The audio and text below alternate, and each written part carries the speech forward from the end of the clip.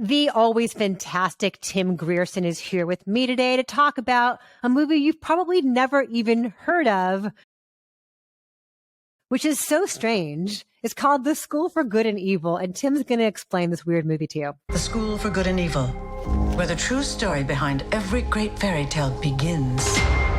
Okay, so this is on Netflix now, and it stars two young actors, which is kind of confusing, but stay with me. One actor is Sophia Anne Caruso, and she plays Sophie.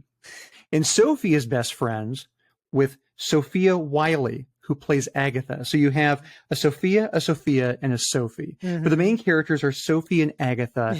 They're best friends. They're kind of outcasts. They're sort of misfits. They live in this kind of like very sleepy village. They both kind of want like more out of their lives, and they get their wish in a very weird way because they are whisked away to a place called the School for Good and Evil, which is a Hogwarts style like castle in the middle of nowhere. And there's one school for good and there's one school for evil. And what they're going to discover is that all of the fairy tales that we've all, been raised on were actually based on real people. And those real people were taught at the school, and their kids are taught at this school. Sophie has always wanted to be a princess, and so she's very excited. Whereas Agatha has more of a sort of a witchier, darker personality. So you would think, oh, Sophie's going to go to the school for good, and Agatha is going to go for the school for evil. But it turns out, plot twist, the administrators have different ideas, and Sophie is actually going to be in the school for evil, which is run by Charlize Theron. And meanwhile, Agatha is going to be in the school for good, which is run by Kerry Washington. That is basically the first 15 minutes of a movie that runs with end credits about 2.5 hours. It's crazy. It's crazy. This is based on a YA book series, right? And I feel like they're trying to cram so much into it to please the people who must love these books that it's just massive exposition dumps. This is giant cast. And then at both schools, you have all these supporting characters, these friends on either side who are barely there. This movie's a mess. We should mention that Paul Feig directed it. And you would never know that while you were watching it. Nothing that you know from Paul Feig, from Bridesmaids or The Heat or his Ghostbusters or A Simple Favor, which I love, and Tim, I know you don't. Nothing about those films exists here aside from the fact that it's a story about female friendship, and the clothes are great. Yeah, that's actually the two things I was going to say. Like, honestly, and he has said that the reason why he was interested is he's often told movies about female friendship, and that he, for years after Freaks and Geeks, he was offered all of these kind of bromancy kind of comedies, and he grew up with a bunch of female friends, and those comedies never sort of resonated with him. And so when he got to make Bridesmaids, it was that was comedy he understood. And it's slightly intriguing to see him make a movie like this, which is very much, there's some funny elements in it, but it's more of it's a YA fantasy film. It's very much wanting to be a new Harry Potter. And so it's mildly intriguing to see him work in that realm. I actually did not hate his Ghostbusters. I feel like I should say that. I didn't either. I know that many people girls can't bust ghosts. That didn't bother me. Yeah, which to be fair is in the Bible. They do say that. The Old Testament, though, no one reads that anymore. That's true. That's true. But that's the kind of the closest comparison, because that movie had a lot of spectacle. But even though I liked Ghostbusters, the action stuff was not the stuff I liked in that movie. No. It was the friendship between Kristen Wiig and Melissa McCarthy that was really the strong stuff in that movie.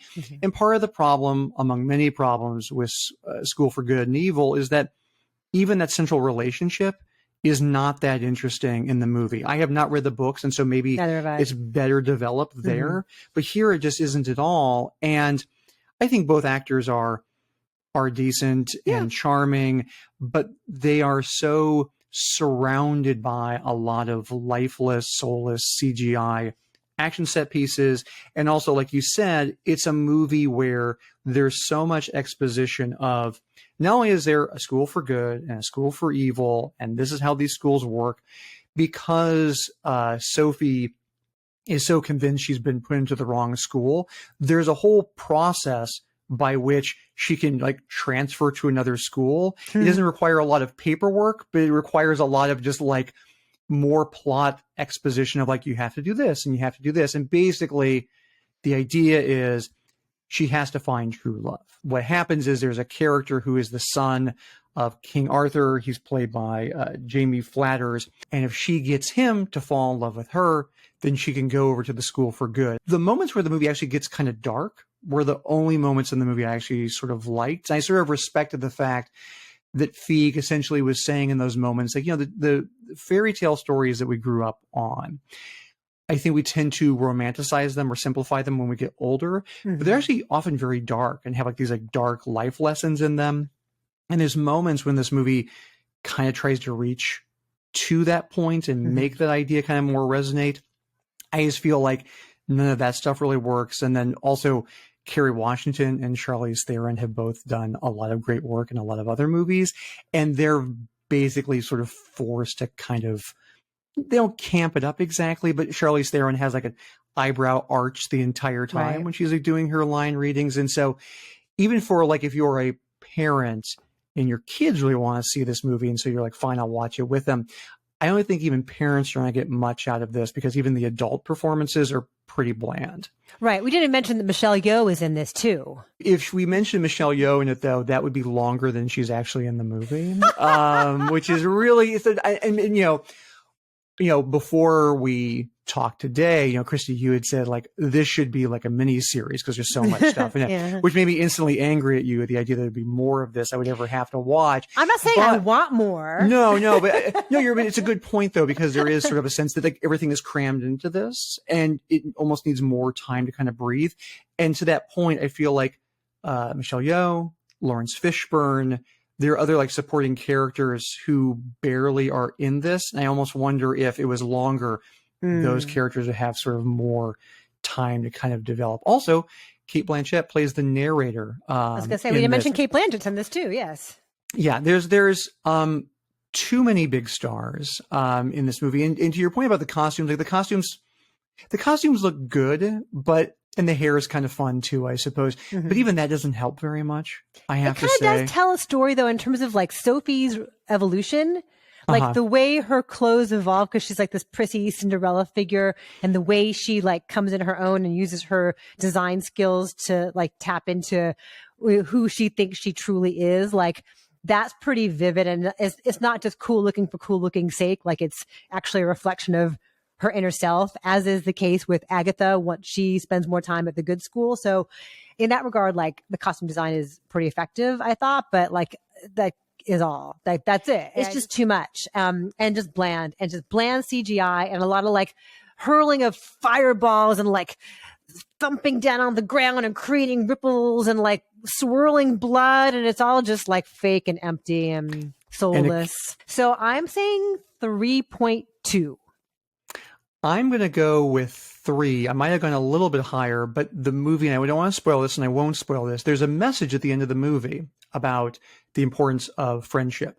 And I love that they, after asserting that interesting, inspiring message, they end with a cliffhanger that says, oh, wait, maybe not. Maybe friendship actually doesn't matter. So it's a movie that does set you up for a sequel that I hope we never have to see in review.